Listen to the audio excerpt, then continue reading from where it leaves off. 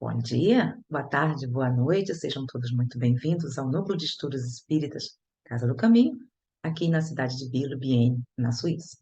Hoje, quarta-feira, 17 de agosto de 2022, daremos continuidade ao estudo do livro O que é o Espiritismo, hoje com nosso irmão Beto Gomes. Beto, bem-vindo. Obrigado, muito obrigado. Zélia, Marinette, Ernest, e todos aqueles que forem assistir isso aqui depois. No último estudo, a Marisa falou sobre do livro que é Espiritismo. Ela começou a falar sobre os médiuns e falou muito sobre os capítulos e os itens, falou muito sobre obsessão.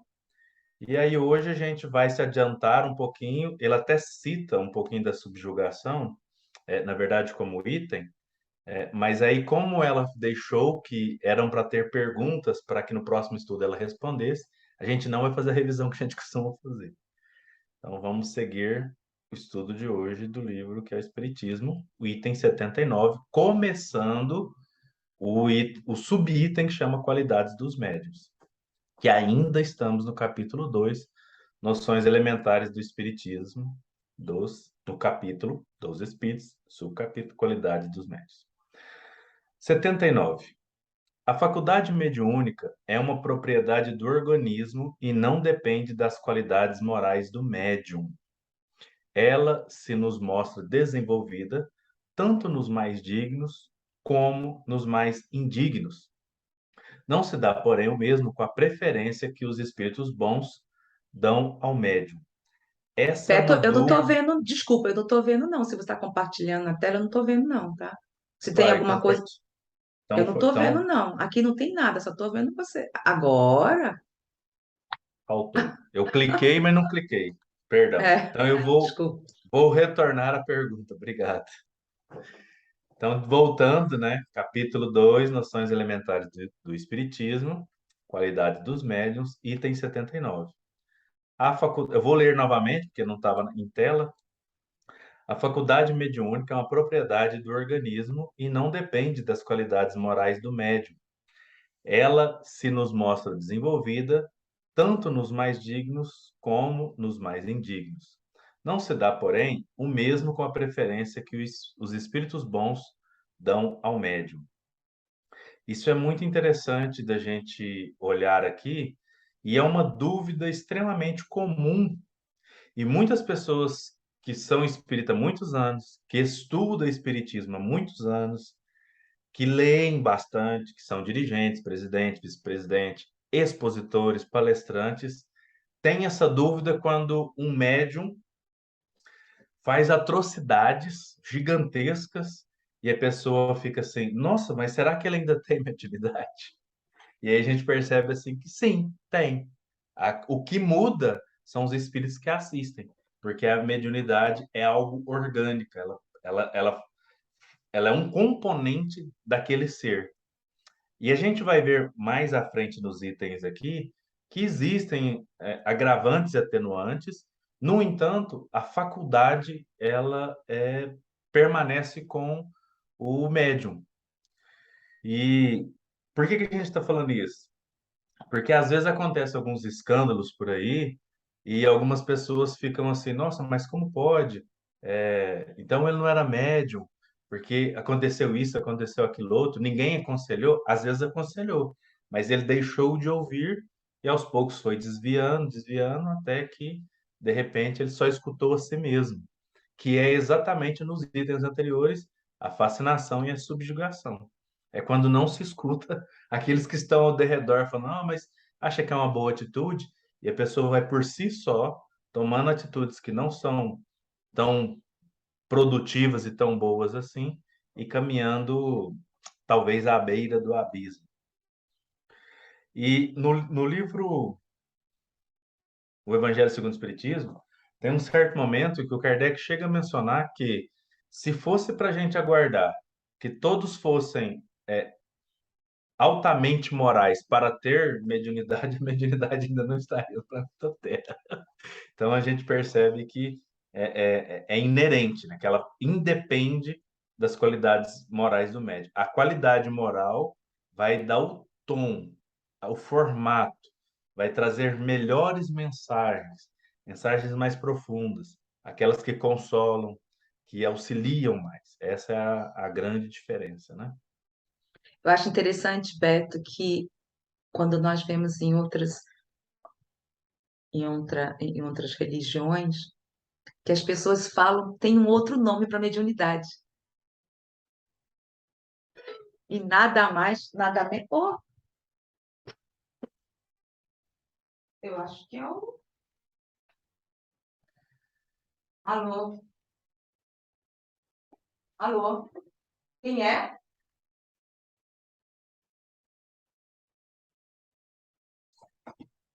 Deve ser o Sandro. Ele não me disse, eu não sei o que está acontecendo, eu não sei quem é. Tocaram aqui a campainha, então não sei. É, então, justamente, nós não sabemos. Desculpa, gente, estava tava aí, tava. Então, nada mais é do que a mediunidade, e como as pessoas às vezes também não sabem, falam, dão nomes até interessantes, né? Que é o Espírito, como é que é? Baixa o Espírito Santo, essas coisas todas. Então, como nós estamos conversando e falando sobre que é do organismo, não importa. Não vai importar, como você falou, a parte moral, que credo religioso, isso não vai importar, né? É isso mesmo. E não Mas alguém, significa que vai ficar só pelo espiritismo. claro que não. A mediunidade, quando a gente vai observar, quando a gente vai estudar, ler a Gênese, o livro dos médiuns, a gente vai perceber que em algumas vezes o Kardec chega a falar que a mediunidade sempre existiu, o que modificou foi o nome, como era estudado, como ela é abordada e principalmente como ela é executada, né? Que é preciso ter responsabilidade para executar ela com mais responsabilidade, com maior cuidado, não de qualquer maneira, como geralmente a gente se vê por aí, né? Antigamente via-se muito, mas ainda vemos bastante, né? A mediunidade, infelizmente, sendo utilizada de forma equivocada. Boa noite, Sandro. Boa tarde. Boa tarde, boa noite. E vamos então ao 80. Item 80. Os espíritos bons se comunicam mais ou menos de boa vontade por esse ou aquele médium, segundo a simpatia que lhe votam. Como a gente todas as vezes vem falar aqui, que a diferença do estudo para uma passagem rápida é tomar muito cuidado com os detalhes. Mais ou menos não é esse mais ou menos. É mais ou menos de boa vontade. Com mais boa vontade ou com menos boa vontade. Então, são detalhes que se a gente passa correndo, às vezes eu fico assim, mas comunica mais ou menos de boa vontade. Ou com muita boa vontade ou com pouca boa vontade. Dependendo da simpatia com que o médium está com os bons espíritos. A boa ou má qualidade de um médium não deve ser julgada pela facilidade com que ele obtém comunicações, mas por sua aptidão em recebê-las boas e em não ser ludibriado pelos espíritos levianos e enganadores. Isso é outra coisa extremamente interessante. A gente vê muito, a pessoa recebe uma comunicação e coloca um título famoso no final e a gente já dá validade por causa do título famoso. Ah, falou um monte de palavras, Bezerra de Menezes. Nossa, Bezerra de Menezes, Eurico Barçanufo, e aí assim por diante. Ah, Chico Xavier, não sei quem, não sei quem. E a questão é, não é o espírito que assina que faz com que aquela comunicação seja interessante, seja, ou vou usar as palavras do Kardec, de boa qualidade. Não é quem assina, é o conteúdo que está nela. Isso é muito interessante. Se a gente fosse pegar essa frase e sintetizar, é assim: o bom médium é aquele que é menos enganado. Porque quando a gente não está vigilante, a gente acaba sendo enganado. Então a gente tirou essa conclusão. A gente observar, a gente até citou aqui outras vezes, o Chico Xavier houve um momento em que procuraram ele dois repórteres brasileiros, mas um disse que era francês, o outro disse que era inglês. E começaram a fazer perguntas em francês e inglês, falando que queria levar aquilo para o mundo, mas na verdade eles queriam mostrar que o Chico não era assistido por espíritos tão bons assim, que se fosse, iria dizer que eles eram brasileiros. E eles fizeram um monte de pergunta, anotou tudo e coisa e tal, e foram embora. Antes de ir embora, o Chico entregou um livro para eles. E eles foram embora. E eles fizeram matéria, colocando que a grande fraude do Chico Xavier, etc, etc, etc. Ficou muito famosa na época. E aí, quando eles abriram o livro, na contracapa estava escrito, em português, uma dedicatória do Emmanuel. Isso demonstrou para eles que sabia, mas o Emmanuel não quis transparecer mais. Aí o Chico pergunta para o Emmanuel por que aconteceu aquilo. Aí o Emmanuel fala assim: não foi culpa sua, nem culpa deles, foi a vaidade. Então era um ensinamento mais profundo. Isso é para a gente ver que, enquanto estamos encarnados, independente do estágio que estivermos, nós temos que estar vigilantes. A qualquer momento podemos ser enganados. Se a gente deixar que o orgulho, o egoísmo, a vaidade, qualquer uma dessas questões nos tomem de assalto, tomem conta de nós. Por isso a gente precisa estar vigilante o tempo todo. E por isso o estudo é extremamente importante. Estudar, estudar, estudar, para a gente rever, reavaliar. É como um médico, um engenheiro, qualquer outra área de conhecimento humano, que quando ele estuda, chega num patamar, ele precisa reestudar o que já estudou e se atualizar.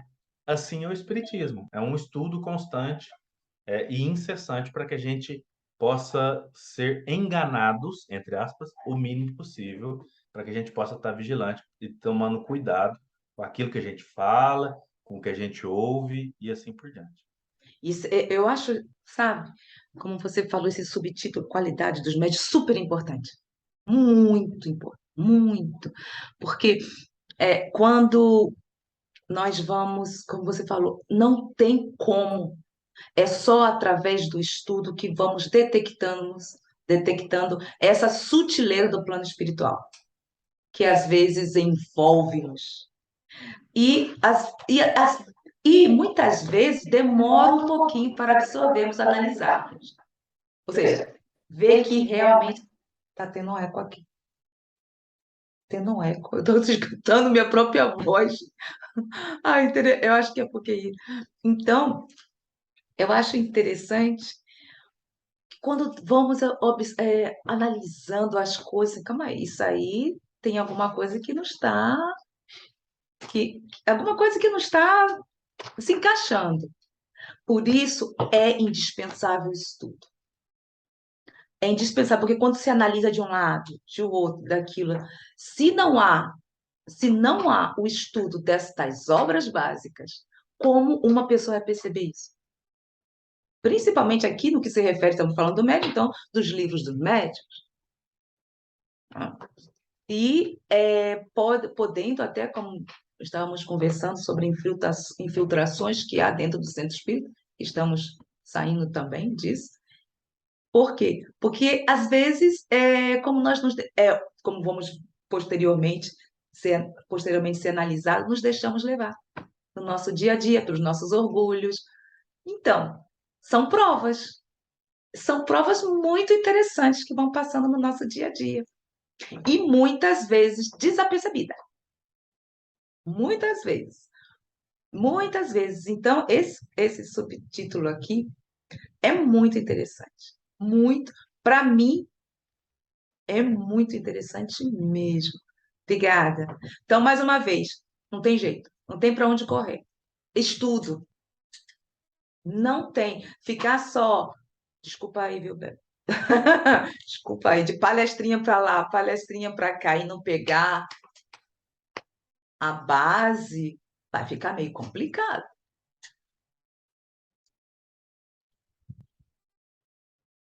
É isso aí, a gente tem que estudar, estudar, estudar, como toda a área do conhecimento humano, estudar, estudar, estudar. Item 81, que é um pouquinho maiorzinho. Os médiums menos moralizados recebem também, algumas vezes, excelentes comunicações, que não podem vir senão de bons espíritos, o que não deve ser motivo de espanto. É muitas vezes no interesse dos médiums e com o fim de dar-lhes sábios conselhos. Isso aqui foi plenamente tirado no livro dos médiuns. Está colocando que o médium, quando ele recebe uma comunicação, se for ah, uma fala, e for uma fala mediúnica, uma pi- é, pi- psicofonia, quase que não fez. Uma psicofonia é o médium sempre lembrar que aquela mensagem é primeiramente para ele. O que muitas vezes não acontece com o médium. Ele escreve uma mensagem, ele escreve uma carta consoladora, psicografia, ou ele fala, ou ele ouve e transmite a mensagem, e é uma coisa que está o tempo todo Kardec batendo nessa tecla. É primeiro para o médium. A mensagem é para o médium, para que o médium se melhore, se transforme cada vez mais. E ele vem colocar aqui, independente do médium ser mais ou menos moralizado, ele pode receber sim uma excelente comunicação. E ao receber essa comunicação, ele se tornar mais responsável. Essa era a ideia. E não ter vaidade, que é muito curioso, né?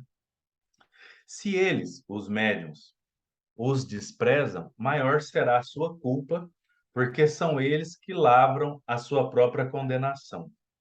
Como a gente já falou de culpa e condenação segundo o Espiritismo, eu nem vou me deter aqui, que a gente falou um monte de vezes aqui. Deus, cuja bondade é infinita, não pode recusar assistência àqueles que mais necessitam dela. O virtuoso missionário que vai moralizar os criminosos não faz mais do que os bons espíritos com os médios imperfeitos. Aí é que ele dá um exemplo prático, né, do dia a dia. Então, o que que acontece? Deus, isso aqui é maravilhoso, cuja bondade é infinita. A bondade divina é infinita. Então, ele permite que essas comunicações sublimes aconteçam para que a gente possa ter experiências com elas e perceber como elas se dão dentro de nós e através de nós, que é possível. E aí basta a gente modificar ali a rota, o caminho, o modelo, o jeito, a direção, e então a gente vai poder ter cada vez mais esse tipo de contato. E olha que quando depois que a gente tem um contato desse, a gente fica transtornado para o bom sentido, internamente, querendo ter o tempo todo. E a gente pode até voltar a ser a mesma pessoa, o mesmo ser, mas aquele incômodo, aquela coisinha vai ficar o tempo todo ali querendo que a gente tenha aquele bom contato, tenha aquelas boas energias. E é por isso que às vezes acontece conosco que somos mais imperfeitos e temos maiores cristalizações nos nossos corações ainda duros, as nossas mentes ainda bem equivocadas, para que a gente possa, ao sentir isso, querer se transformar e se melhorar. De outra sorte, os bons espíritos, querendo dar um ensino útil a todos, servem-se do instrumento que tem à mão, porém, deixando-no logo que encontram outro que lhe seja mais afim e melhor se aproveite de suas lições. Tem hora que tem que tirar aqui, a gente dá umas pausas meio estranhas, é que fica na frente aqui. E aí o que acontece? A gente percebe que tudo que existe é útil para o universo. E aí os bons espíritos vêm mostrar isso, de tipo assim, olha, por maiores limitações que nós temos, por maiores dificuldades que nós enfrentamos, queremos mostrar que você pode ser cada vez mais útil. E mais útil do que isso, existem circunstâncias e pessoas que precisam do auxílio. Se naquele momento o instrumento que tem é um instrumento não tão bom assim, o auxílio é mais importante. E aí se utiliza do instrumento que tem à mão, aquele que está ao alcance. Muitas vezes somos utilizados porque o fim é muito importante. Imagine uma pessoa que precisa ali de uma palavra amiga, porque ele está pensando seriamente em tomar uma atitude que pode ser desastrosa na encarnação dela, suicídio, assassinato, etc. E aí você, como um instrumento defeituoso, mas é o que tem, vem e traz uma comunicação que modifica a intenção daquela pessoa. É essa a ideia de utilizar seu instrumento que tem à mão, demonstrando que não somente o instrumento pode ser mais útil do que tem sido, como ele é necessário naquele instante para trazer uma mensagem importante e significativa para outros. Beth, você falou uma coisa super importante. Tanto nos estudos como nas comunicações, geralmente é para nós. Não é para nós, primeiro é para nós. Não tem jeito. O que eu tenho observado, principalmente em algumas comunicações que têm sido dadas aqui, é para chamar, estou falando de mim, tá? Chamar a atenção, às vezes puxar a orelha. Às vezes se torna repetitiva, mas é porque sou eu mesma que estou duvidando de algumas coisas, de algumas ocorrências dentro do próprio contexto do centro. Então, o que você falou é, em primeiro lugar, sempre para nós. Lastimosamente, por isso que vamos chegar mais uma vez sobre o estudo. Quando, quando não se há essa compreensão, não se vai entender o porquê. Tantas repetições.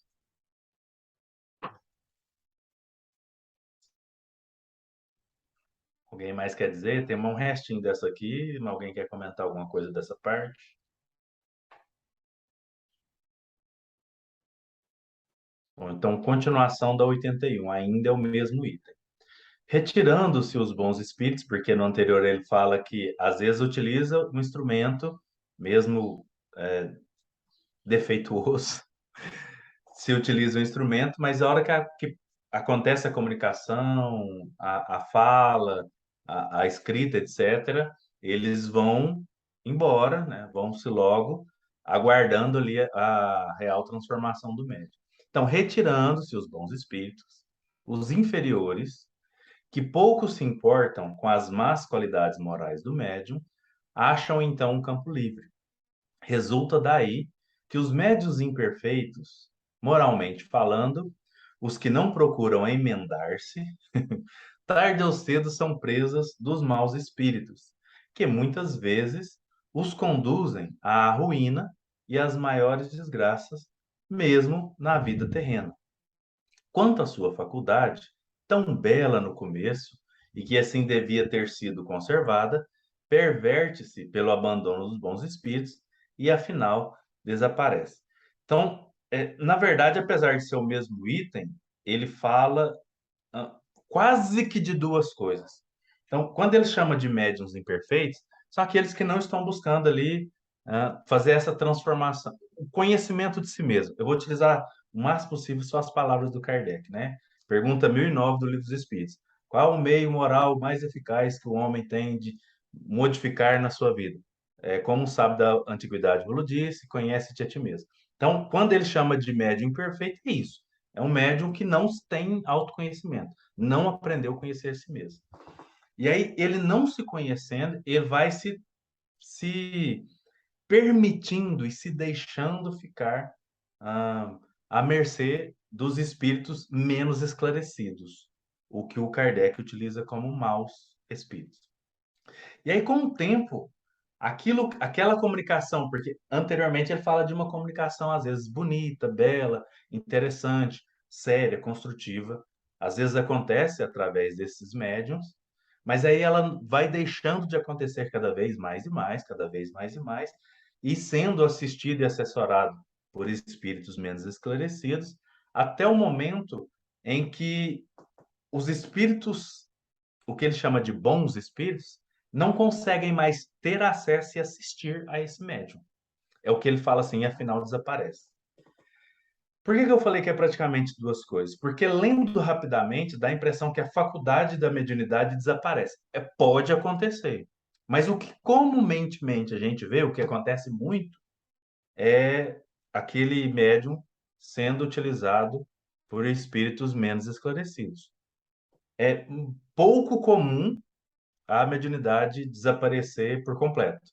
O que acontece muito, como a gente vai repetir só para ficar bem claro, é ser assistido por espíritos menos esclarecidos. Quando ela desaparece, é porque o médium já está tão atrapalhado em si mesmo que eles nem precisam, os espíritos menos esclarecidos, nem precisam fazer nada.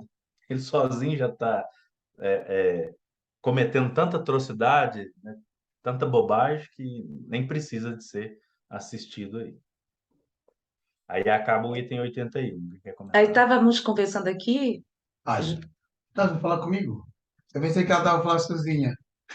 Não, não. É, estávamos conversando aqui sobre justamente como se vê com nos livros, né, Roberto? Nos livros espíritas, que vai, inclusive, se você vai, tem um segmento, quando já conhece, muda. Você já vai. Nós sentimos isso. Peraí, não é a mesma coisa que antes.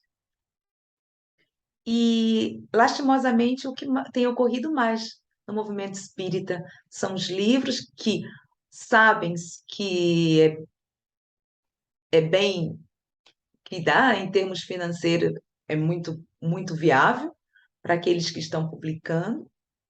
Então, temos um cuidado muito, bem maior nos dias atuais.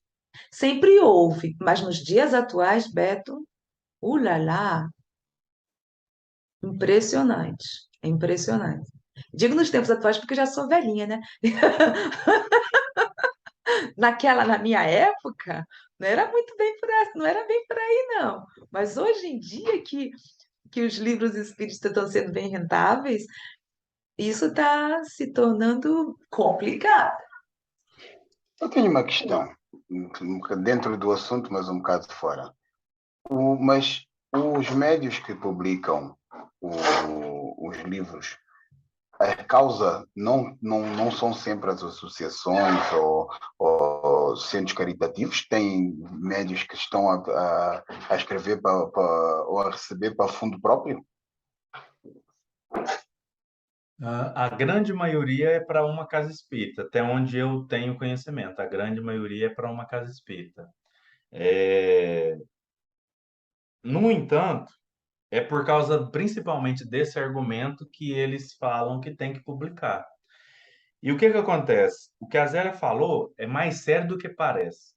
Se a gente observar o caminho que tem nos chamado a atenção, a gente vai observar filme, música, é, teatro, qualquer expressão artística, a gente vai observar que as mais rentáveis são aquelas que são extremamente, elas fazem tremer, elas trazem as nossas emoções mais primitivas com grande facilidade.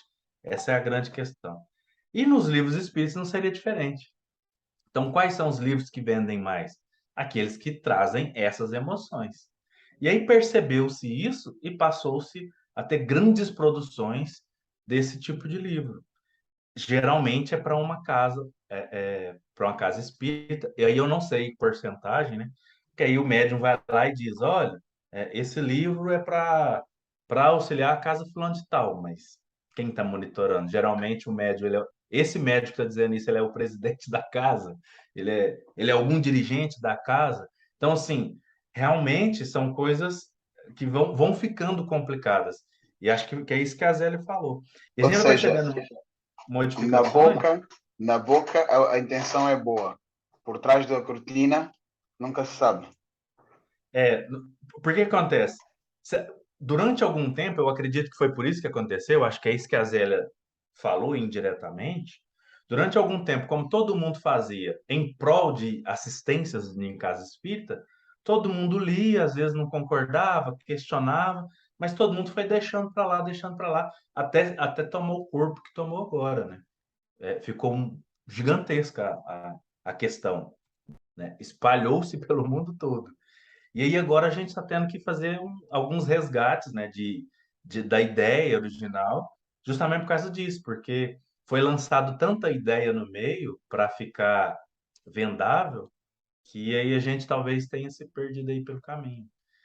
Independente de que mesmo que se for só para as questões assistenciais para aquela casa espírita, o que precisa se ter é mais cuidado com o que vem. Porque a produção ficou muito grande, né? Então, produz-se hoje muitos livros. E a gente, às vezes, nós, seres humanos, equivocadamente, nos entediamos com o estudo sério, o que a gente chama mais do mesmo. Mas ele que deveria ser mais buscado por nós, mas não é. A gente quer, são as novidades. O que que tem de novo, o que que tem de extraordinário. Porque se um livro de 30 anos atrás falou tal coisa, não, hoje tem que ser muito mais. A gente acaba também contribuindo para que esse mercado cresça. A gente acaba contribuindo. Ou seja, está-se a querer fazer uma adaptação ao espiritismo ou de uma maneira vendável. Sim, E infelizmente. não são só livros, são instituições também que se dizem espíritas. Eu estava conversando essa semana com o Magnete, aí trouxemos para ponto por ponto e concluindo que não tem nada a ver de espiritismo. Me chocou. Então, essa coisa de colocar espírita, se não se tem a base, se não se estuda, se perde. E pode ficar muito complicado. Então, não são só livros, são instituições e outras coisas que vão surgindo também. O que eu gostaria de trazer é que fazia muitos anos que eu estava a fim de ler que eu tinha vontade de ler um livro e não tinha em mãos. Eu gosto muito de livros físicos. Estar escrevendo, anotando, meus livros são, como se diz em alemão, catástrofe, tudo riscado. Adoro rabiscar. Desastre. Por isso que eu gosto de livros físicos. Quando tive a oportunidade, Beto, nunca na minha vida eu tinha jogado livros espíritas fora. Eu joguei 3 e outros separei. Porque aquele livro que eu queria tanto ler, eu falei assim, que é isso? Não tem nada a ver. Tive que me comuniquei com a pessoa que é conhecido, nosso aqui. Procurei saber, você conhece esse livro aqui? Porque é da editora que você vai, que conhece. Assim, não, eu não conheço. Do que se trata? Aí eu fui falando. Me surpreendeu. O conteúdo não tinha lógica. Colocando clínicas, nomes de instituições, parecia. Se notava que era a pessoa que tem uma certa base do espiritismo e fez aquela como um teatro. Detalhe, o suposto médium era o presidente da instituição. Livro antigo, viu? Ixi, se a gente fosse falar de todos aí. Enfim, a sirene da O que nós polêmica. estamos conversando aqui, sabe, Beto, é muito importante. É muito importante para que, quando não se tem base, quando não se conhece, se perde, Beto, se perde, é complicado. Se você não Verdade. analisar ponto por ponto do que está se falando, ou que está propondo, seja um livro ou instituição, vai se perder. Vai se perder. E olha que assim, eu acredito que eu não, como diz eu vi uma psicóloga espírita uns anos atrás utilizando um termo, eu não sou espírita xiita e acredito que o Kardec trouxe tudo, até porque ele falou que não havia trago. Tem a Revista Espírita 1862 a 863, ele mesmo fala que tudo que tem no Livro dos Espíritos era o começo da doutrina e que estava se tomando um corpo, e depois ele chega a asseverar que aquilo que a ciência comprovasse ser diferente do espiritismo, ficasse com a ciência e deixasse o espiritismo para trás, demonstrando um caráter progressista da doutrina espírita. Ok, até aí tudo bem. No entanto, ser só novidade, então eu percebo que existem extremos. As pessoas que querem, que olham, que tem que ser só de um jeito, e as outras que só querem novidades. E essas novidades, a partir principalmente da década de 1960 e 70, a partir desse momento, um pouco antes já tinha algumas, mas a partir desse momento, elas começaram a tomar conta do movimento, muito grandemente, né? E aí, a partir desse instante, começou-se cada vez ter mais novidades. E aí, o que acontece? Qual que é a dificuldade nossa? A gente sabe que no mundo espiritual deve ter muita coisa que a gente não compreende, né? A gente tem ciência disso. No livro dos Médiuns, quando o Kardec fala que se fosse explicar tudo que tem em mundos superiores, a gente talvez não conseguiria entender. De, por exemplo, pode ter um planeta que os pássaros, os peixes voam e os pássaros ficam na água, alguma coisa nesse sentido, demonstrando que pode ser diferente. No entanto, tem tanta deturpação no meio que a gente acaba tendo que jogar tudo fora. De tanta coisas que não fazem sentidos e nem é questão de só lógica. Eles contrariam princípios básicos da doutrina espírita, retrazendo conceitos principais, por exemplo, do inferno. Por exemplo, do inferno. Tipo, olha, o inferno não existe. O que existe é mental. Mas existe cavernas lá nas trevas que se você entrar nelas, lá você vai ficar eternamente. Ó, tô trazendo o conceito para trás. Então, assim, são equívocos tão grandes que você já olha e fala, aí não dá, né? E a gente precisa tomar cuidado. Outras obras. Jesus, na verdade, ele era rico, porque ele era descendente de Davi, rei, então ele era rico, rico de dinheiro. Falou, meu Deus. Então, aí, infelizmente, vão trazendo coisas que você fala, bom, pode até ser tudo isso real, mas eu vou colocar isso tudo de um lado e não vou por esse caminho, que esse caminho não vai trazer o que a doutrina espírita propõe, que é uma transformação, que só fica gerando curiosidades infrutíferas, que cada um vai argumentar uma coisa totalmente diferente da outra, né, diferentes, né, antagônicas, contrárias, e a gente vai ficar num time ou no outro. Ou seja, é exatamente o que, quando a gente vai observar bem mesmo, o que os espíritos menos esclarecidos quer, que a gente continue estacionado. Resolvemos voltar, porque estudamos, você sabe que aqui né, que é só completamente para estudo, o objetivo, e resolvemos voltar justamente, centralizarmos no Pentateuco, porque a coisa está ficando realmente muito delicada entre nós mesmos. Como havia mencionado, dando esse exemplo, então, não, mais uma vez, se não se sabe a base, vai ser difícil detectar onde estão as equivocações. Exato. E é grave, porque pode deixar uma pessoa comprometida psicologicamente. Aqui teve casos. E graves. Então, por isso que o foco, gradualmente, cada vez mais é o Pentateuco. Se um médium que tenha mediunidade, uma pessoa que tem uma mediunidade ostensiva, não sabe um pouco do que estamos conversando sobre isso aqui, vai se perder. O que nós vemos dentro do próprio movimento espírita, o que ocorreu? A primeira coisa que se entra no centro espírita, quem é o mentor espiritual do centro?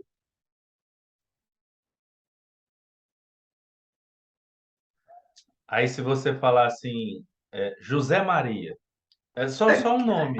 Não, Que então. José. É, Esse tá fraco. esse está bem fraquinho, né?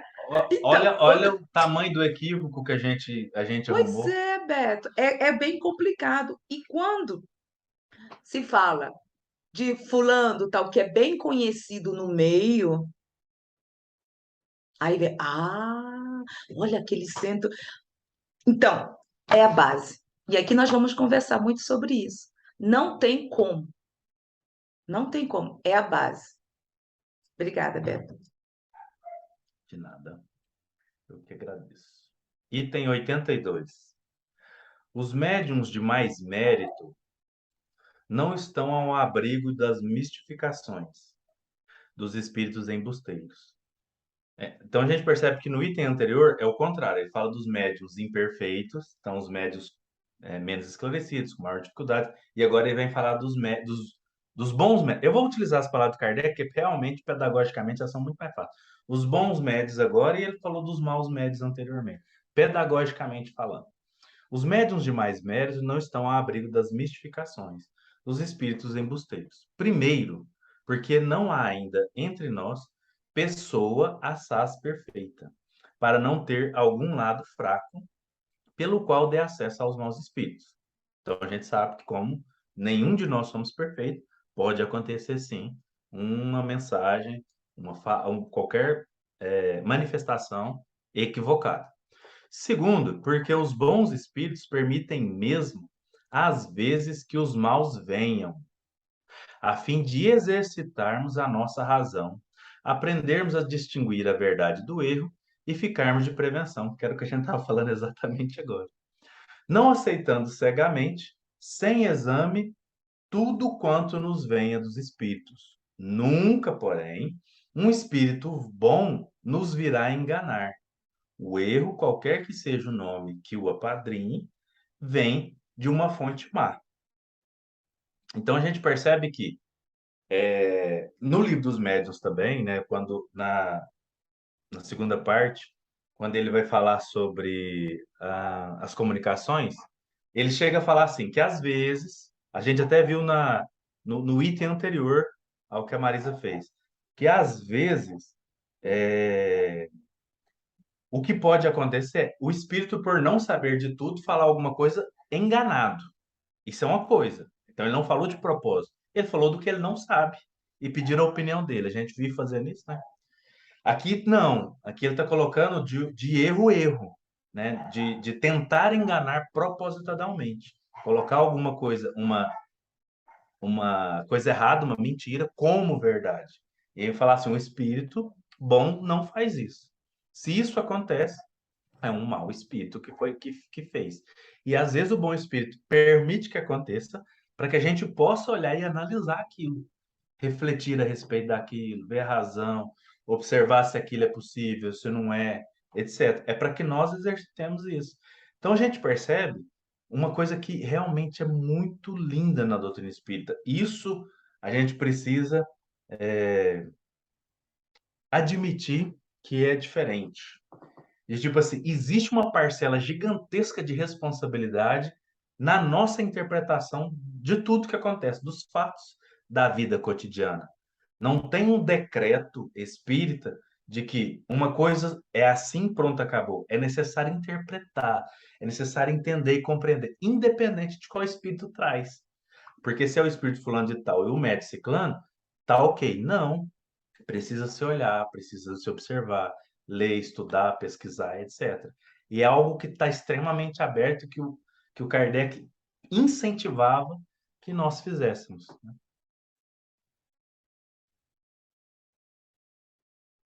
Mudando de lugar.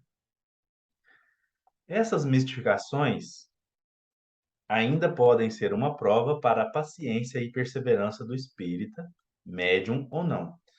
E aqueles que desanimam com algumas decepções, dão prova aos bons espíritos de que não são instrumentos com que eles possam contar.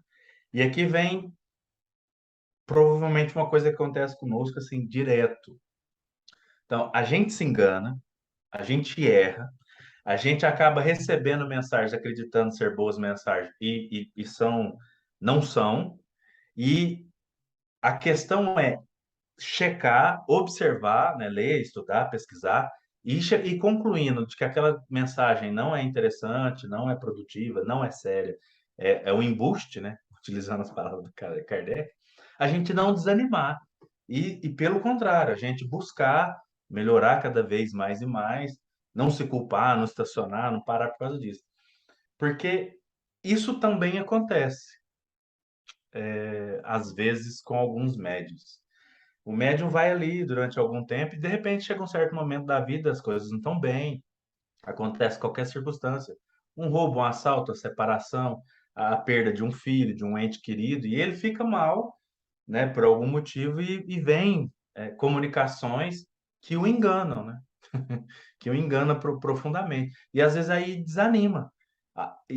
E aí é importante que todo o corpo mediúnico, que todos os outros médiums que estão inseridos ou observando ali o fenômeno, os acontecimentos, possam auxiliar nesse instante, né? Para que não desanime. Tipo assim, ó, não é porque aconteceu agora que vai acontecer sempre.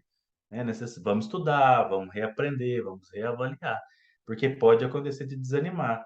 Porque aqui toca em pontos muito primitivos nossos, né?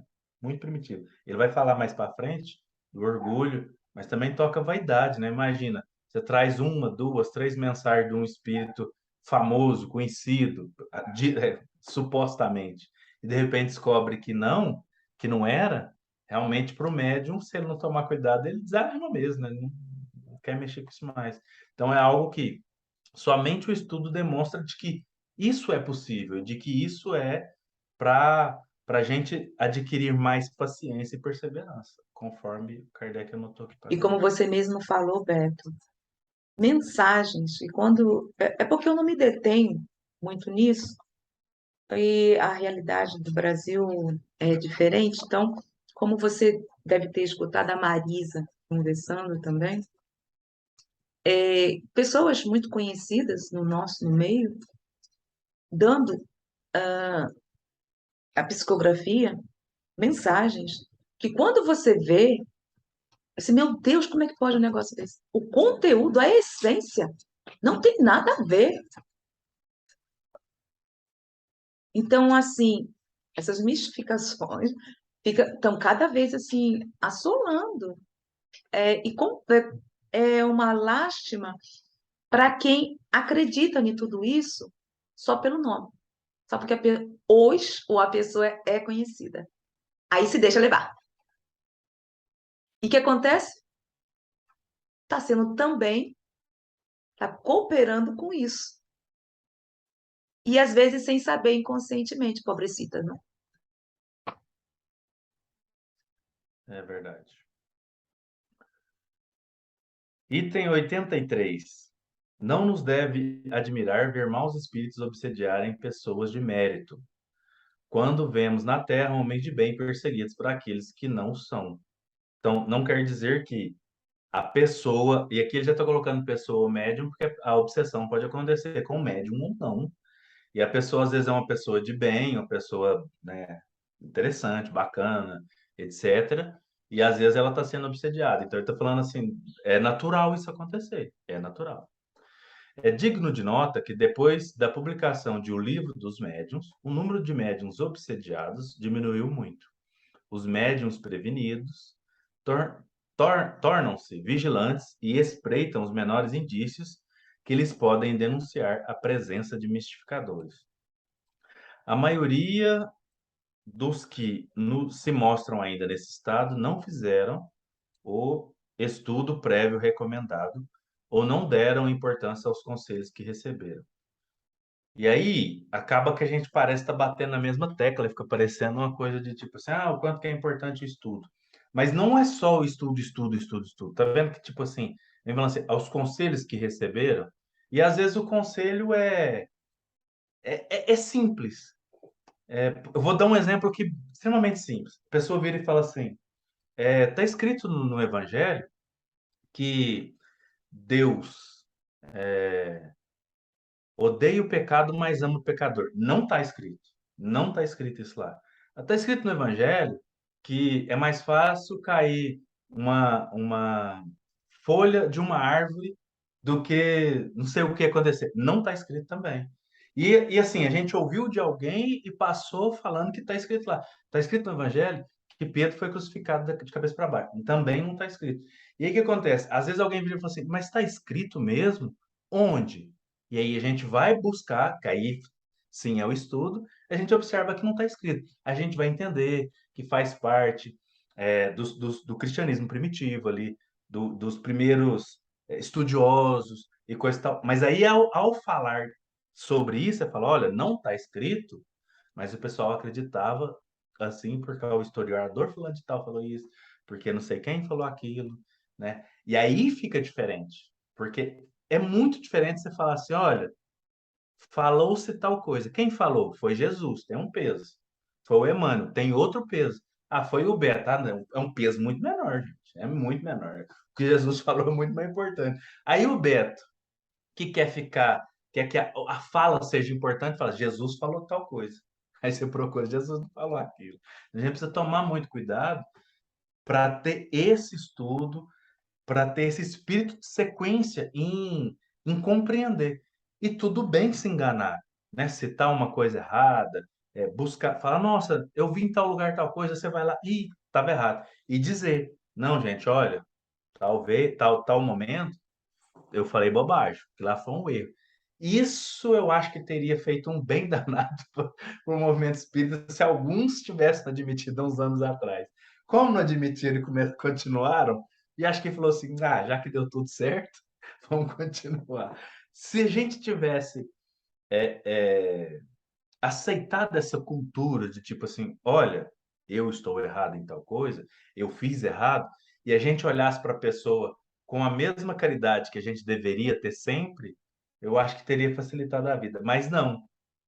Seja qual for o médium, mais importante que fosse, se ele falasse, não, em tal momento eu errei, para a gente ele larga de ser importante na hora e a gente não quer saber dele. Então, nós também contribuímos para que tudo isso aconteça.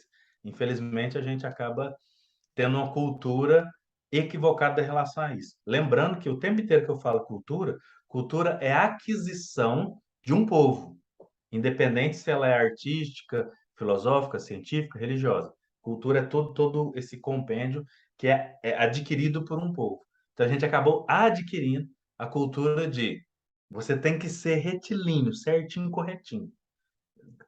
Caiu, acabou para nós. Então a gente precisava também ter um pouquinho mais de caridade quando alguém admitisse estar errado.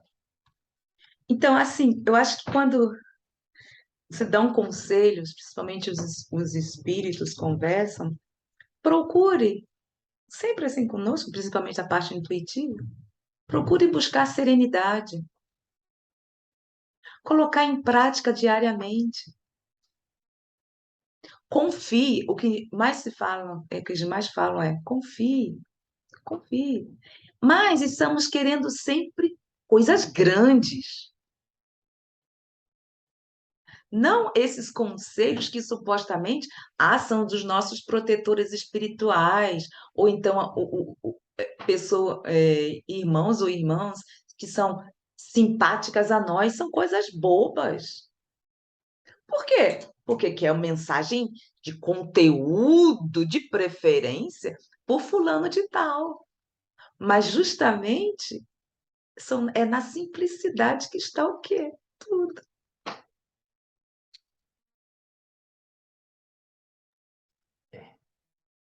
Precisamos repensar algumas coisas. Item 84, eu acho que esse item também é grande. O que constitui o médium propriamente dito é a faculdade. Sob este ponto de vista, pode ser mais ou menos formado, mais ou menos desenvolvido. Aqui o que ele está falando é o seguinte: é que no livro dos médiuns, no item lá sobre os médiuns mesmo, até está aqui separado, mas se eu tirar aqui a página aqui para falar onde que está, vai sumir. Então vou citar depois eu falar a fonte. Ele vem falar que todos nós somos médiuns. Então, em maior ou menor grau, todos nós somos médios. Nós temos intuição, algum tipo de percepção extrafísica caracterizaria um médium. Agora, quando ele vem e aprofunda no tema, aí ele vem colocar o médium propriamente dito, aí ele vem falar daquele, o que a gente chama de mediunidade ostensiva. É aquele que realmente sente, ouve, escreve, etc. É isso que ele está falando aqui, só para ficar clara a diferença. E aí, assim, apesar da gente utilizar, né, médium ostensivo ou não, a gente vai perceber que é, é uma coisa pedagógica para a gente entender. Porque a partir de agora ele está falando de outro tipo de médium. Que antes ele está falando assim, médium ou não, qualquer pessoa. Agora ele está falando do médium, médium mesmo. Aquele que utiliza da faculdade, percebe a faculdade e utiliza ela de alguma forma. Aí ele está falando que Do ponto de vista desse tipo de médium, ele, essa mediunidade, né, a faculdade, pode ser mais ou menos formada. Ele pode ouvir bem ou ouvir mais ou menos. Ele pode ser intuído diretamente ou mais ou menos. É isso. Pode ser desenvolvido de forma integral, onde ele consegue escrever ali inconscientemente ou não, ou que ele consegue perceber exatamente a mensagem, ou ela vem cheio de a gente fala ruídos, mas o correto seria cheio de lacunas. Então, às vezes, as frases não vêm completas, e aí ele mesmo preenche. É isso que ele está falando. Mais desenvolvido ou menos desenvolvido, exercitando para que seja cada vez mais desenvolvido. O médium seguro, aquele que pode ser realmente qualificado de bom médium, é o que aplica a sua faculdade, buscando tornar-se apto a servir de intérprete aos bons espíritos. E aqui está uma coisa maravilhosa, que o médium ele é um instrumento, né, um canal do mundo espiritual para o mundo físico. E aí ele acaba sendo intérprete, porque o ideal é quanto mais ele estuda, se melhora, se transforma, e a sua faculdade também, menos interferência ele tem. Então, ele será um melhor intérprete. É aquele famoso telefone sem fio que a gente brincava quando era mais novo. Então, às vezes, você vira e fala uma coisa, até chegar na 20ª pessoa, a mensagem está completamente diferente. É para evitar isso, para que a gente interprete o que o bom espírito está falando, e não é, modificando a mensagem, falando que isso é uma interpretação, o que é diferente. É diferente uma coisa da outra. É diferente eu criar uma nova mensagem e interpretar a mensagem que foi dita. É muito diferente. A gente percebe que o Kardec, quando ele fazia perguntas e recebia as cartas, às vezes ele precisava é, trocar uma palavra, uma coisa ou outra, devido à grande quantidade de coisas aproximadas. Então, ele ali pegava uma palavra, vamos supor que uma palavra foi dita 20 vezes, a outra só 10. Mas é que foi dita 10 é melhor do que de 20. E aí ele fazia isso para interpretação nossa ser melhor e ideal. No entanto, não mexer na essência da mensagem. Isso é muito importante. Porque o que a gente gosta mesmo de fazer é mexer na essência da mensagem para ficar mais aproximada de, né, de nós mesmos e a gente não precisa, não querer se transformar.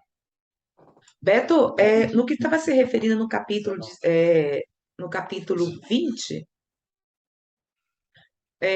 no capítulo 20 ou no capítulo 19. 19, papel do médium nas comunicações? É todo esse, 19, desculpa aí, é todo esse capítulo, porque tem aqui, o espírito, no item 223, do 19, papel do médium nas comunicações, eu acho que é bem por isso, que não sei. O espírito do médium influi nas comunicações de outros espíritos que ele deve transmitir? É isso que estava se referindo ou é outro? Eu estou referindo ao comecinho, capítulo 14 dos médiuns, item 159. Todo Ah, aquele tá. que sente num grau qualquer a influência dos espíritos é para esse fato médium. Aí depois que ele aprofunda.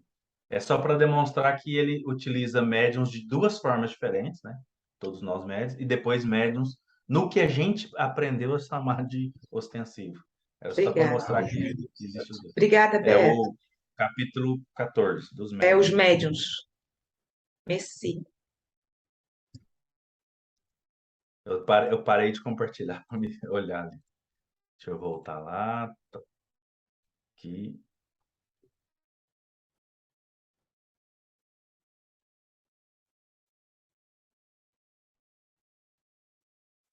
Foi. O poder que tem o médium. O poder que tem o médium de atrair os bons e repelir os maus está na razão de sua superioridade moral, da posse do maior número de qualidades que constitui um homem de bem. É por esses dotes que se concilia a simpatia dos bons e se adquire ascendência sobre os maus espíritos. E aí o que acontece? Uma das coisas que a gente precisa sempre estar buscando é essa superioridade moral. E é a capacidade de exemplificar ela não no sentido de outros verem, mas de exercer ela, né? De praticar ela no dia a dia, como superioridade moral. E não como fala, né? Não como discurso, não como teoria, mas como prática. E aí ele vem e cita aqui, né, qualidades do homem de bem, Evangelho segundo o Espiritismo, capítulo 17, item 2 ou 3, que é Homem de Bem, um texto relativamente famoso e que gigantesco. Então lá ele coloca que são algumas das possibilidades. Dentre elas, a gente pode destacar a caridade, né? A caridade e a caridade no sentido amplo da palavra, e da virtude, que é aquela não beneficência, mas é aquela minha capacidade de benevolência para com todos, indulgência para com as faltas alheias e perdão das ofensas. 85. Pelo mesmo motivo, as imperfeições morais do médium, aproximando-o da natureza dos maus espíritos, tiram-lhe a influência necessária para afastá-los de si, em vez de se impor. Sofre a imposição destes. Então, as imperfeições, que ele chama aqui de imperfeições o tempo todo, do médium, acaba tendo ressonância, sintonia com os maus espíritos. Isto não só se aplica aos médiums, como também a todos, indistintamente, visto que ninguém há que não esteja sujeito à influência dos espíritos. Veja os itens 74 e 75, do estudo passado com a Marisa. E aí a gente percebe que, primeiro ele vem e fala de todos, né, todas as pessoas, aí ele vem dar uma aprofundada nos médiuns propriamente ditos, e agora ele vem e coloca todos de novo em voga de estudo, demonstrando que estamos sempre sendo influenciados pelos espíritos. 425 do Livro dos Espíritos? Acho que é 425. Onde que eles nos influem de tal maneira que às vezes nos dirigem, né? Que até mesmo nos dirigem. Demonstrando que acaba que o que nós somos, o que nós vibramos, a energia que nós emitimos, é que atrai as companhias que nós acabamos que conscientemente ou inconscientemente desejando estar aos nossos lados. Continuo. Continuo. 86. Para impor-se ao médium, os maus espíritos sabem explorar habilmente todas as suas fraquezas. E entre os nossos defeitos, o que lhes dá margem maior é o orgulho, sentimento que se encontra mais dominante na maioria dos médiums obsidiados e principalmente nos fascinados. É o orgulho que se julguem infalíveis e repilam todos os conselhos. Aqui, por mais lógica que tenha, é sempre importante comentar que ele coloca médiums obsediados, e aí é que como ele colocou, já está aprofundando no termo de médium, né? Se a gente for pegar no sentido amplo, a gente vai perceber que o orgulho realmente nos faz ficar cegos, surdos e mudos, né? A gente não ouve mais as pessoas, a gente não observa melhor as pessoas, a gente não quer ouvir das outras pessoas aquilo que talvez a gente esteja falando, fazendo de forma equivocada e acaba nos permitindo ficar, às vezes, fascinados com alguns conceitos, com algumas questões, mesmo que todo mundo esteja contrário ao nosso olhar, né? E aí demonstrando que a fascinação das obsessões, até segundo o próprio Kardec, Raul Teixeira, ela é uma das mais difíceis de serem solucionadas, porque o subjugado, ele já se percebe totalmente entregue, né? Todo mundo percebe, inclusive ele. O fascinado não, o fascinado ele tem certeza que está tudo certo, que está tudo ótimo e que todas as outras pessoas estão erradas. e dificilmente tira isso da mente dele, enquanto ele mesmo não cogita a possibilidade, né? Então, a fascinação realmente é um problema a mais, que vem surgindo do que ele está falando aqui. Começa de uma coisa comum em todos nós, o orgulho, né? Ele vai deixando o orgulho tomar conta até com que nós fiquemos completamente fascinados pelas nossas ideias, pelos nossos pontos de vista e somente pelo que a gente faz. Ou alguém quer falar alguma coisa? Eu posso ler o próximo. Esse sentimento é infelizmente excitado pelos elogios de que são objeto. Basta que um médium apresente faculdade um pouco transcendente para que o busquem, o adulem, dando lugar a que ele exagere sua importância e se julgue como indispensável, o que vem a perdê-lo.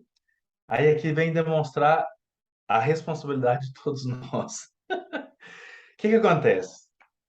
Eu acredito que o que a gente chama de feedback seja extremamente importante a pessoa entender que está caminhando, que está sendo ok, está sendo bom. No entanto, a gente tem muita dificuldade em ficar ali somente no feedback e a gente acaba elogiando, elogiando, elogiando, de uma forma em que se a pessoa aceita aqueles elogios assim, internamente, vai inflando o orgulho, né? Inflando o ego, de tal maneira com que ela nem percebe mais que, tipo assim, tantos já disseram, e não precisa ser tantos, não. Se a gente pegar qualquer pessoa que a gente talvez pense que esteja fascinado, a gente vai perceber que existe por trás dele várias pessoas. Ele, se tiver 30, 50, 100, 1000 pessoas falando, não, mas é isso mesmo, todos também através do orgulho, né, inflando, para ele tá tudo certo, né? Tá tudo ótimo, tá tudo excelente. E às vezes começou ali com elogios assim, inocentes, que foram crescendo, crescendo, crescendo, crescendo, até o momento em que ele acreditou ser o suprassumo de tudo, né? E demonstrando que um estudo, um olhar, não precisa nem ser um estudo, não, um olhar superficial no Evangelho, a gente vai observar que os discípulos tinham lá os seus pendores, seus equívocos. E aí a gente coloca eles nos lugares deles, né? De tipo, são os discípulos ali, tudo bem. E era para ser assim, para a gente olhar e se sentir representado e falar, não, então eu posso também transformar, eu posso também melhorar. Era essa a ideia. Agora a gente às vezes coloca num patamar tão grandioso em que talvez naquele momento, enquanto discípulos, eu não estou falando ainda enquanto apóstolos, eles não estavam. E é um equívoco nosso, né? É um equívoco entender o contexto do momento é muito importante para a gente compreender a lição. Senão, a gente pega e vai, por exemplo, o apóstolo João. Enquanto ele é ali um discípulo, ele tem alguns enganos, igual nós, de olhar e falar, nossa, coisa da juventude, né? Coisa... E se a gente não contextualizar isso, a gente às vezes perde a oportunidade do ensinamento. Senão a gente coloca assim, não, mas é o João, se ele fez isso, eu posso fazer também. Tá aí o equívoco. Tá aí o imenso equívoco.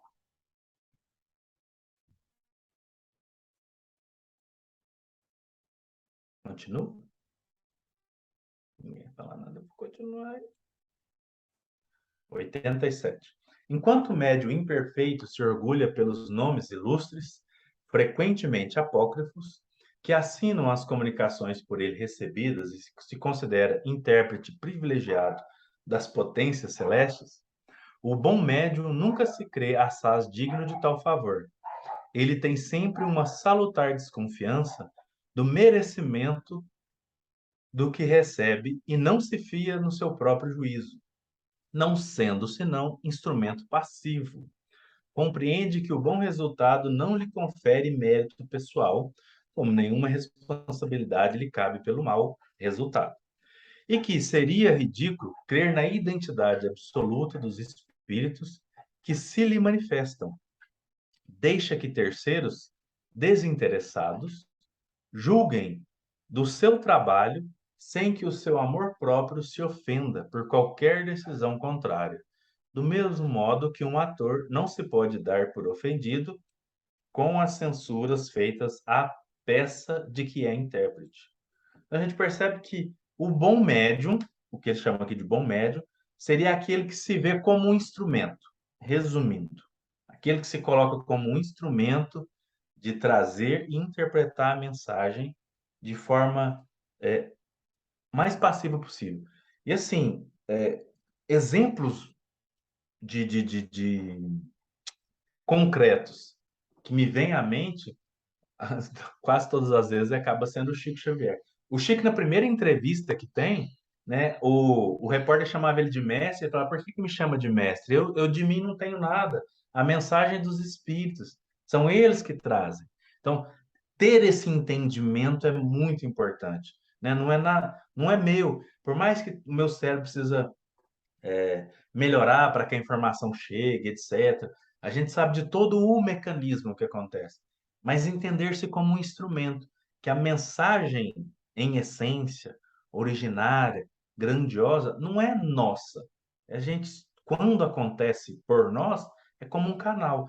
Então, o mérito pessoal, ele é perigoso porque, de novo, acaba caindo na vaidade, no orgulho. E se a gente põe em mente de tipo, nossa, que lindo que é isso quando eu sou utilizado como um instrumento da paz, como diz Francisco de Assis, né? Um instrumento da paz. Aí a gente se sente bem em ser apenas um instrumento. E a gente vai observar que os grandes, as pessoas que a gente realmente acredita terem sido grandes aí na nossa história, se colocavam como instrumentos, eles não se colocavam como protagonistas, se colocavam como grandes instrumentos. Essa é a ideia. E ele coloca que eu vou utilizar a palavra que ele usa, censura, né? Censura no sentido de crítica, censura no sentido de feedback, de observação. Ele coloca que é assim como um ator que faz uma peça, um filme, e não quer aceitar essa censura, essa crítica, essa fala de tipo, olha, acho que ali você poderia ter feito melhor, acho que, né? De entender de que não foi bacana. Para a gente que está, para o público que vê o ator, não faz nem sentido não poder ter essa crítica, essa censura, esse feedback, né? Porque se a pessoa está ali, ela está apta a poder permitir que isso aconteça. A mesma coisa ele coloca em exemplo, seria que nós, médiuns, aceitássemos esses feedbacks, essas censuras, essas críticas, quando elas ocorrerem. Mas os milindres são maiores, né? Ficam os milindres, Quando deixamos que o nosso ego fale. não é, não é tão fácil assim. Na realidade, no nosso dia a dia, tem que realmente. É como sempre utilizamos muito aqui a palavra sinceridade. Tem que ser sincero consigo. Se alguma coisa me machucou, se o que aquela pessoa me machucou, por quê? Nosso, como no centro espírita, entre nós mesmo, por quê? Aí vai chegar uma resposta muito simples. O ego machucou, feriu meu ego, meu orgulho. Que tudo isso que nós estamos falando aqui é, só vai servir, né, Beto, quando tivermos essa conscientização, essa consciência. Nós não somos perfeitos, como você falou. Se nos equivocamos, que possamos assumir. Então, falar assim, ó, como agora mesmo, estava pegando aqui um capítulo, falei, ó, capítulo tal para o Sandro. E não era não, faltou um xizinho. Em vez de falar 17, eu falei 7, não, Sandro, capítulo 7, desculpa aí. Nisso, né? Isso é fácil, mas no nosso dia, quando mexe, milindres, é por isso que muitas pessoas se afastam dos centros espíritas. É por isso que há discórdias e que muitas vezes o trabalho que acontece se desfaz. Lastimosamente. Infelizmente, a gente precisa tomar felizmente, a gente precisa tomar cuidado, sim, com tudo isso. Continuação do 87. O seu caráter distintivo é a simplicidade e a modéstia. Julga-se feliz com a faculdade que possui, não por vanglória, mas por lhe ser um meio de tornar-se útil, o que faz de boa mente, quando se lhe oferece ocasião, sem jamais incomodar-se por não o preferirem aos outros. Então, pode acontecer também ali, né, num grupo mediúnico, de ter um médium que nunca traz uma mensagem de um famosa, e aí ele pode ficar incomodado, falou, olha, né, não pode ficar incomodado com isso não, né? Pode acontecer por vários motivos. Os médios são os intermediários, os intérpretes dos espíritos. Ao evocador e mesmo ao simples observador, cabe apreciar o mérito do instrumento. Lembrando que aqui ele está pegando um modelo que eu não ouço falar que é usado hoje em dia. Talvez até seja, mas não é comum, pelo menos hoje em dia. Que antigamente havia uma pessoa que evocava um espírito, havia o médium que falava ou escrevia, e havia o grupo que ficava observando tudo isso acontecer. Então, hoje, geralmente, é, tem ali os médios, o corpo, o grupo mediúnico acaba assim, é, misturando o dirigentes do grupo mediúnico com que seria esse evocador, só que eles não evocam mais, agora é sempre conforme aconteça, né? Então não tem evocador, mas geralmente é porque esse nome ele é polêmico. Alguns chamam de doutrinador, outros de facilitador, outros de dirigente, enfim, mediador. Então é aquele que acaba falando com os espíritos menos esclarecidos e que acabam anotando, tendo mais atenção aos espíritos, aos bons espíritos, às comunicações, para depois falarem de todas essas comunicações, como funcionaram ou não. A questão é que, no final das contas, todos ali seria importante apreciar o mérito do instrumento, no sentido de, não, essa mensagem realmente é parecida, é igual ao que esse espírito que assinou fala. Não, é muito diferente, não tem nada a ver, não. Vamos deixá-la ali de lado, quietinha e pronto. É isso, é ter bom senso. O Kardec tinha bastante. O Beto, esse invocador que nós já vimos que havia o Kardec, mas era por efeito também de quê? Eles estavam fazendo, entre aspas, pesquisando. Muitas são as vezes que, como estava experimentando, estava com algum tipo de problema, aí evocava o espírito tal, ou qualquer um, sei lá, dependendo, para se certificar se aquilo que estava sendo dito era correto. Mas ele não utilizava assim também, fazendo as pesquisas deles, se certificando, e por isso que também se utilizava mais isso naquela época. Experimentação, Sim, a ciência experimental. Não é por isso? Então, hoje em dia, já não necessitamos, porque já está tudo prontinho.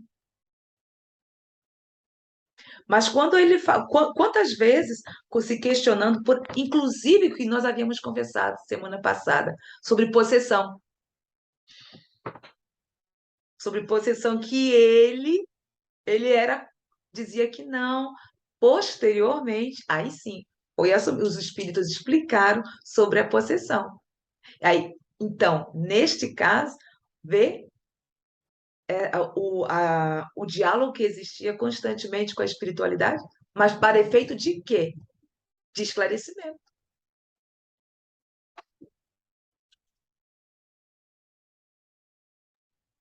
com certeza, com certeza. É... Item 88. Como todas as outras faculdades, a mediunidade é um dom de Deus, que se pode empregar tanto para o bem quanto para o mal, e da qual se pode abusar. Seu fim é pôr-nos em relação direta com as almas daqueles que viveram, a fim de recebermos ensinamentos e iniciações da vida futura. Se a gente passar correndo falando disso aqui, às vezes ao ler dom de Deus, a gente vai evocar dom igual é ensinado, é interpretado dos ensinamentos do apóstolo Paulo, como é dom, gift, presente, dado de presente.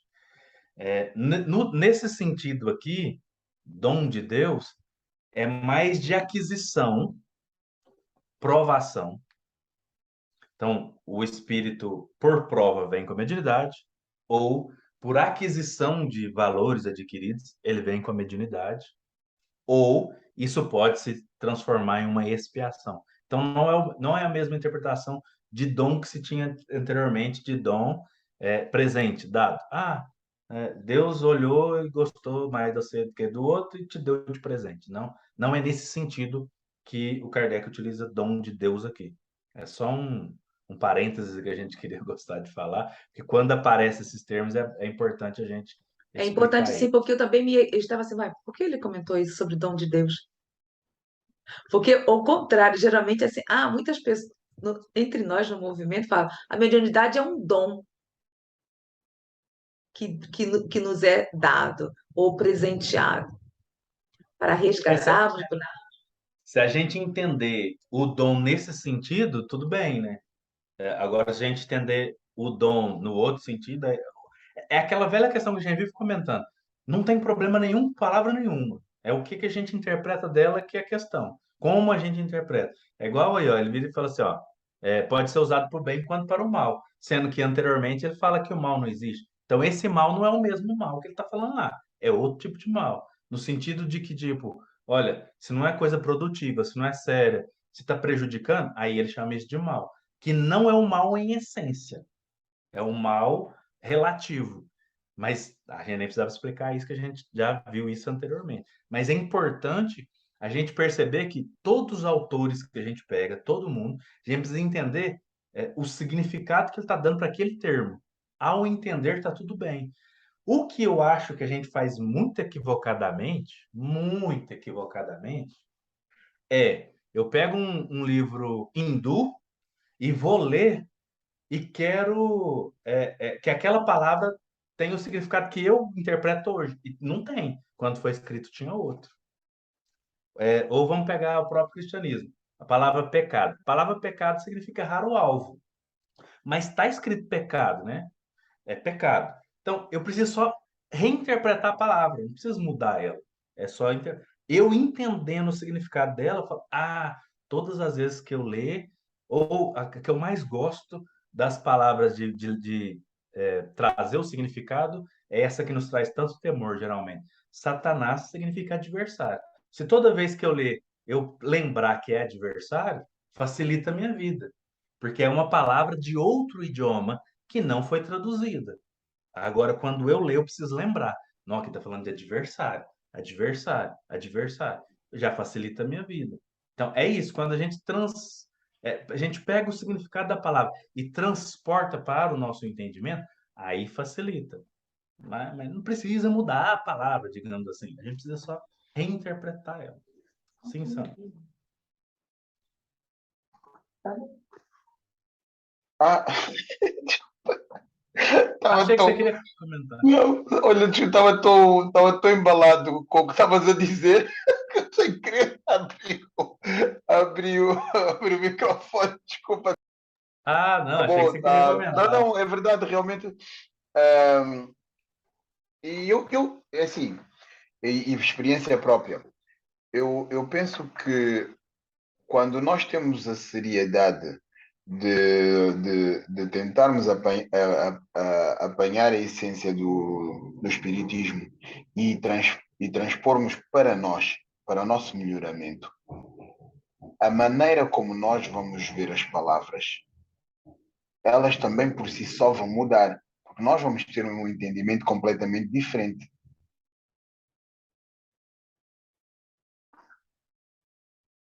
Com certeza, com Essa certeza. essência do espiritismo tenho que entender no que você está se referindo à essência do espiritismo.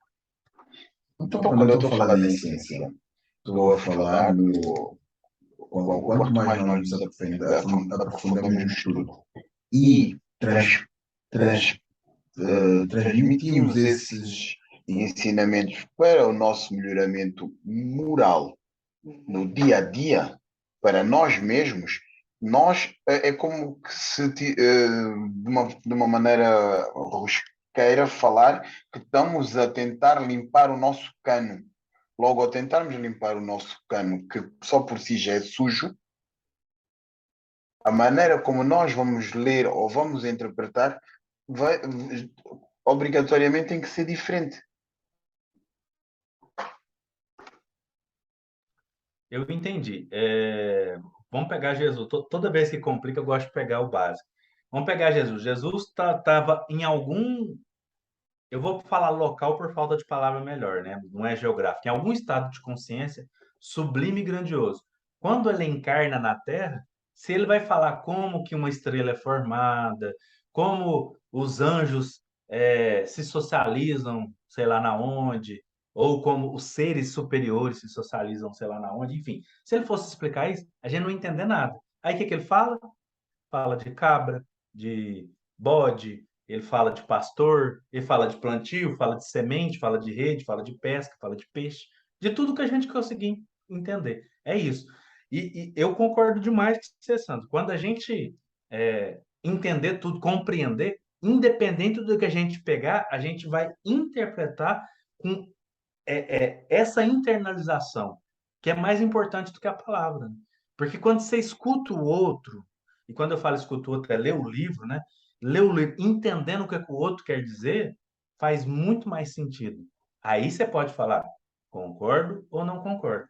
Mas às vezes a gente não entende e já descarta, né? Ou no meio, e assim, a gente precisa tomar muito cuidado com tudo isso que eu falei, porque no meio de um monte de coisa bonitinha, que é o que a gente está falando no começo, às vezes vem um erro grotesco. Não tem outra palavra melhor para dizer.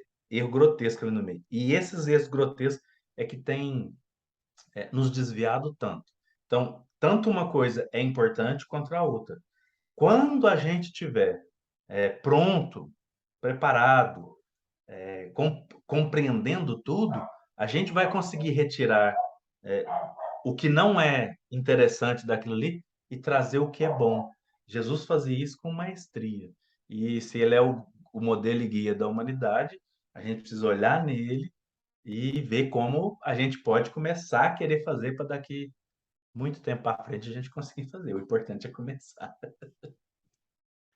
Eu vou só ler os dois últimos parágrafos, que a gente encerra aqui, eu tiro a tela. Assim como a vista nos põe em relação com o mundo visível, a mediunidade nos liga ao invisível. Aquele que dela se utiliza para o seu adiantamento e o de seus irmãos, desempenha uma verdadeira missão e será recompensado.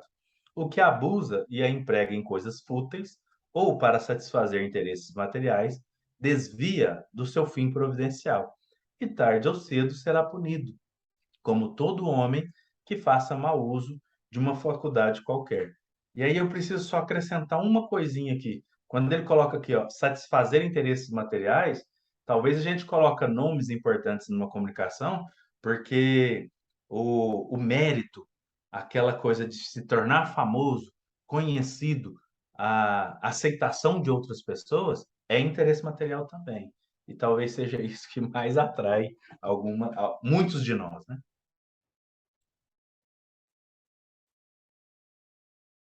Nós havíamos comentado ultimamente que vamos deixando levar pelo orgulho e o que era uma tarefa tão bela dentro com a mediunidade se perde, se toma um outro caminho.